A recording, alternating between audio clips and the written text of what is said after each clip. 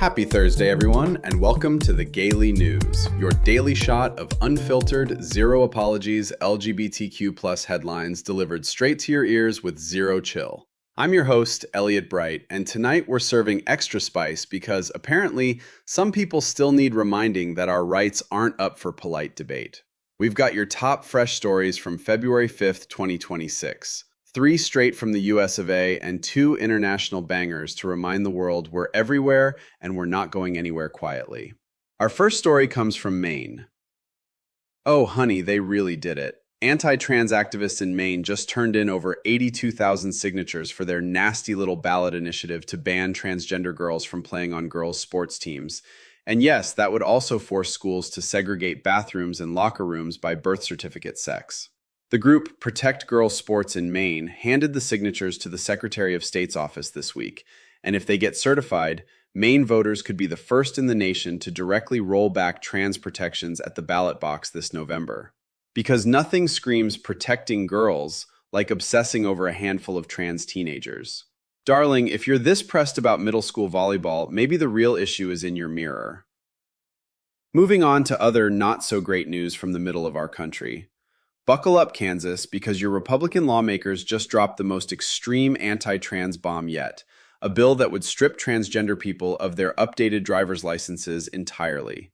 Introduced with less than 24 hours notice before a public hearing, this nightmare legislation would force trans residents to revert to their birth-assigned sex on all state IDs or lose the right to drive altogether. Trans advocates are calling it outright the most extreme anti-transgender measure in the United States, turning everyday life into a bureaucratic hellscape of outing and danger. Because apparently having a matching ID isn't enough, they want to make visibility impossible and mobility a privilege. Kansas, your cruelty is showing, and it's not a good look. Let's head a couple states south down to Texas. Texas public universities are bleeding queer life right now. 2 years after the state forced anti-DEI policies down everyone's throat, at least 12 queer resource centers and programs have been completely shut down across campuses, with more than 100 staff members laid off or transferred out. Entire communities, support groups, counseling, safe spaces, pride offices are just gone. Students are saying their campuses feel ripped apart, hostile, and unrecognizable. This isn't budget trimming, darlings. This is deliberate erasure dressed up as policy reform. Texas Republicans didn't just defund diversity, they defunded survival. And just when things were getting really depressing, let's take a deep breath and take a trip across the ocean. Switching to something that actually makes the heart grow 3 sizes.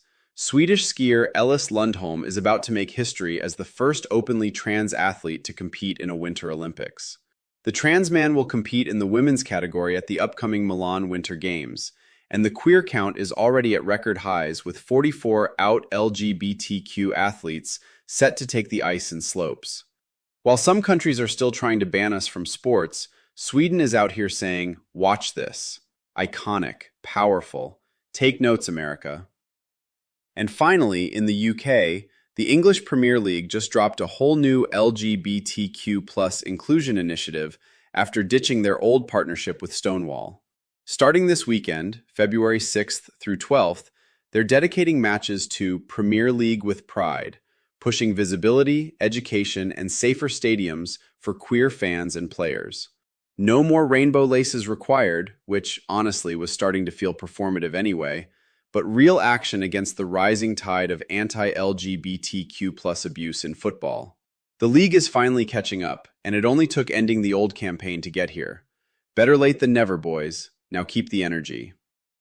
All right, my lovelies, that's your Gaily News for tonight. Sharper, saltier, and still 100% queer. Keep your heads high, your middle fingers higher, and your community close. You can now listen to us on YouTube as well. More still to come. Soon we'll be everywhere. This is Elliot Bright for the Gaily News, signing off. Stay dangerous. See you tomorrow.